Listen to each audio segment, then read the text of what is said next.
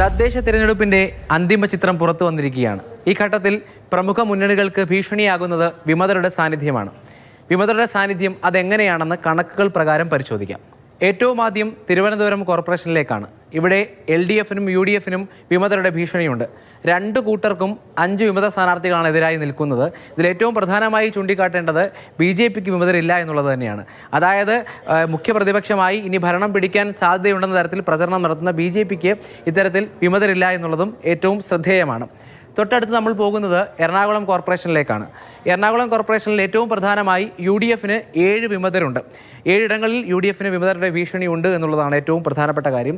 അതിൽ നിന്ന് CPMന് മാറി നിൽക്കാൻ കഴിയില്ല. പല്ലാരിമംഗലത്ത് ഏറ്റവും പ്രധാനപ്പെട്ട ഒരു സാഹചര്യം, ഒരു പ്രതിസന്ധി CPM നേരിടുകയാണ്. അതായത് ഏറ്റവും പ്രധാനപ്പെട്ട ചുമതലയിരുന്ന പഞ്ചായത്ത് വൈസ് പ്രസിഡന്റ് ആയിരുന്ന ആൾ തന്നെയാണ് CPMന് ഈ പല്ലാരിമംഗലം എന്ന വാർഡിൽ വിമതനായെത്തുന്നത്. അതുകൊണ്ട് ഇത്തരത്തിൽ ഈ പ്രതിസന്ധിയിൽ നിന്ന് CPMനും ഒരുപോലെ മാറി നിൽക്കാൻ കഴിയില്ല എന്ന സാഹചര്യമാണ് എറണാകുളത്തുള്ളത്. തൊട്ടടുത്ത് നമ്മൾ പോകുന്നത് കണ്ണൂരിലേക്കാണ്. കണ്ണൂരിൽ LDFനും UDFനും സമാനമായ സാഹചര്യം. നമ്മൾ മുമ്പ് സംസാരിച്ചതുപോലെ തന്നെ വിമതരുടെ ഭീഷണി കണ്ണൂരിലും LDFനും UDFനും ഉണ്ട് എന്നുള്ളത് തന്നെയാണ്. ഏറ്റവും പ്രധാനം, ഏരിയ കമ്മിറ്റി അംഗം K മോഹനെതിരെ ബ്രാഞ്ച് സെക്രട്ടറി മത്സരിക്കുന്നത്. അതായത് ഒരേ ഘടകം, അതായത് ബ്രാഞ്ച് ഘടകത്തിലുള്ളയാൾ ഏരിയ ഘടകത്തിലുള്ള നേതാവിനെതിരെ മത്സരിക്കുന്നു എന്ന് പറയുമ്പോൾ കെട്ടുറപ്പ് നഷ്ടമായോ എന്നുള്ള പ്രതിസന്ധിയൊക്കെ പാർട്ടി അവിടെ നേരിടുന്നു എന്ന് പറയാതെ വയ്യ.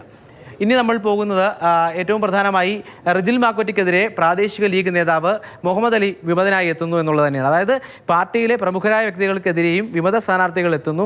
അത്തരത്തിൽ ഈ താഴേക്കിടയിൽ ഒരു കോർഡിനേഷൻ പലപ്പോഴും പാർട്ടികൾക്ക് നഷ്ടപ്പെടുന്നു എന്നുള്ള ചോദ്യം വരുന്നു. ഈ പ്രതിസന്ധി നേരിടുന്നത് UDF ആണ്. ഇനി നമ്മൾ പാലക്കാട് നഗരസഭയിലേക്കാണ് പോകുന്നത്. കോൺഗ്രസിനിവിടെ 3 വിമത സ്ഥാനാർത്ഥികളാണുള്ളത്. PK ശശിയുടെ അനുകൂലികൾ മത്സരരംഗത്തുണ്ട് എന്നുള്ളതും ശ്രദ്ധേയമായ കാര്യമാണ്. ഇവിടെ തൃത്താലയിൽ 3 വാർഡുകളിൽ കോൺഗ്രസിന് വിമതരുണ്ട്. അത്തരത്തിൽ വിമത സ്ഥാനാർത്ഥികളുടെ എണ്ണം ഈ തവണ കൂടുന്ന ഒരു ഘട്ടത്തിലേക്ക് കാര്യങ്ങൾ പോവുകയാണ്. പത്തനാപുരത്ത് കേരള കോൺഗ്രസും നേരിട്ട് മത്സരിക്കുന്നു എന്ന സവിശേഷമായ ഒരു സാഹചര്യം കൊല്ലം പത്തനാപുരത്തുണ്ട്. ഒപ്പം കുണ്ടറ ഏരിയ കമ്മിറ്റി അംഗം വിമതനായി മത്സരിക്കുന്നത്. ഏരിയ കമ്മിറ്റി എന്ന് പറയുന്നത് പാർട്ടിയെ സംബന്ധിച്ച് ഉയർന്ന ഘടകമാണ്. ആ ഘടകത്തിലുള്ളയാൾ വിമത സ്ഥാനാർത്ഥിയായി മത്സരിക്കുമ്പോൾ അവിടെയും പാർട്ടിയുടെ കെട്ടുറപ്പിന് ഒരു പ്രശ്നം ഉണ്ടാകുന്നു എന്നുള്ള ചോദ്യം നിലനിൽക്കുകയാണ്.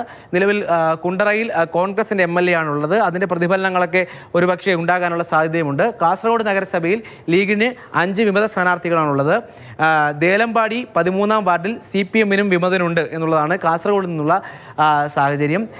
പിന്നീട് തൃശ്ശൂരിലേക്ക് വന്നാൽ UDFന് 6, LDFന് 4, BJPക്ക് 1 എന്ന തരത്തിൽ എല്ലാവർക്കും ഈ പറയുന്ന വിമതരുടെ ഒരു ഭീഷണി ഈ പ്രദേശത്ത് തൃശ്ശൂരിലുണ്ട് എന്നുള്ളതാണ് നമുക്ക് കാണാൻ കഴിയുന്നത്. ഇടുക്കിയിലേക്ക് വന്നാൽ UDF ആണ് ഇടുക്കിയിൽ ഏറ്റവും കൂടുതൽ പ്രതിസന്ധി അനുഭവിക്കുന്നത്. അവർക്ക് 6 ഇടങ്ങളിൽ വിമതരുടെ ഭീഷണിയുണ്ട്. വിമതർ അവർക്കെതിരായി മത്സരിക്കുന്നു എന്നുള്ള സാഹചര്യമുണ്ട്. എന്തായാലും കോഴിക്കോട്ടേക്ക് വന്നാൽ UDFന് 2 വിമതരുണ്ട്. അവിടെയും UDFന് മാത്രമാണ് വിമതരുള്ളത്.